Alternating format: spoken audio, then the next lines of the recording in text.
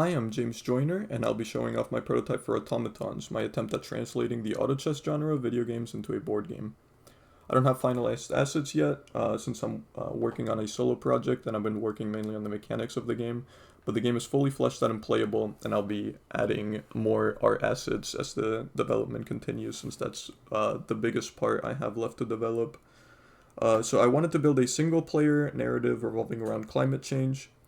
So Automatons deals with post-apocalyptic setting in which the technological remnants of society have evolved into animal-like life forms and are fighting back against evil robots that are causing their habitats to be destroyed through climate change.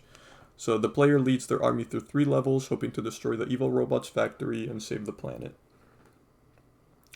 The game starts off with the player getting 5 scrap, which is the game's currency, and you get to draw 1 shop card. A shop card looks something like this. These will have different art assets later on, obviously, but right now they're just like generic stat cards. You get 5 scrap at the start in a random shop. So in this one, for example, if I were to be playing this round, I could choose to buy this 1 scrap and these two scrap players or player units. Sorry. Or I could buy one of these 3 scrap ones and buy a 1 cost or a 2 cost. So I think for the first level I'm going to want more units, so I'm going to go with the 1 cost and the 2 costs. That's how I'm going to spend my 5 scrap. And then we're going to go to the board. This is what the board looks like. Every round you're going to select a level card based on what level you're in. So right now I'm in level 1, so I'll choose a level 1 level card. Those look like this. So they just tell you where to put down the enemies and what enemies you're going to want to put down. And they obviously increase in difficulty as the levels go on and the player gets stronger.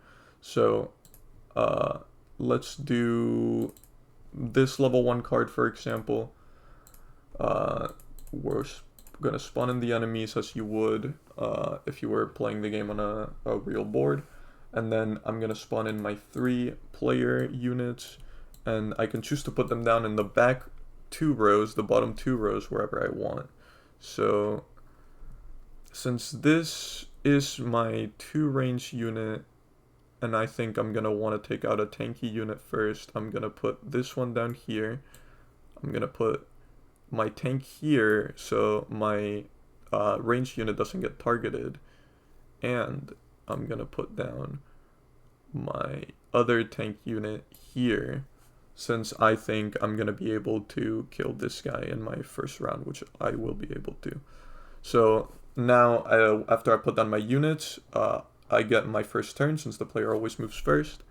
So with my 2 range character, I'm going to choose to do 2 damage to this guy.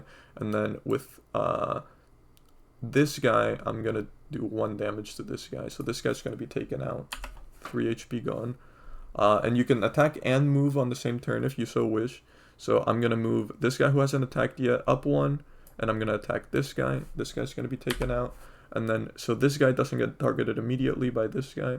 I'm going to move him back. And I'm going to choose to end my turn here.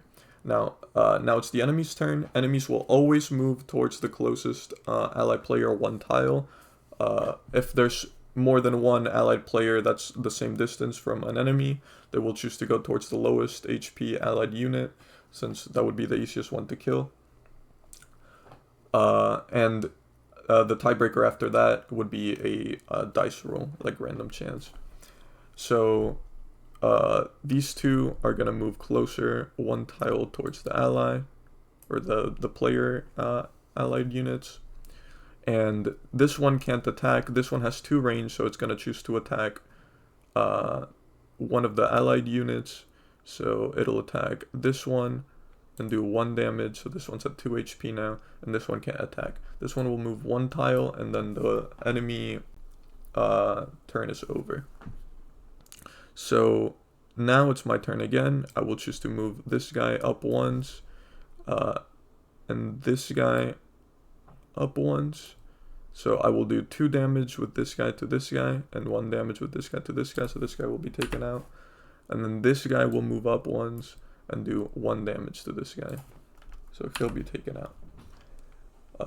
And then finally, the last one, we're just gonna fast forward here. This would be the move from the enemy.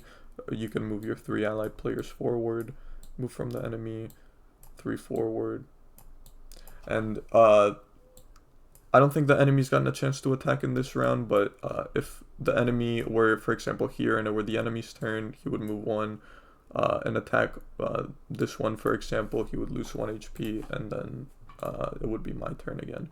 But I will choose to kill off this guy with my units. I'll attack him once with this guy and once with this guy. He'll die. And then your units, they don't, when they die in one level, they don't die forever. You get them back at the next level. But I didn't lose any here. So these are my 3 units that I get to take on to the next level.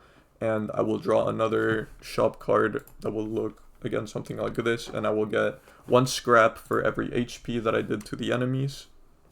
So I would have to go back and count, but something like 6 or 7 scrap. And I get to buy more units in the next shop to put down for the next level. You go through 3 levels, which will have some lore and story attached to them later on. And if you beat the 3rd level, you beat the campaign and the game is over. So yeah, I hope you enjoyed my breakdown in my game. We'll get more fleshed out in the future. We'll get more art assets in and stuff like that. But yeah, I think it's pretty good right now. So thank you for your time. Yeah.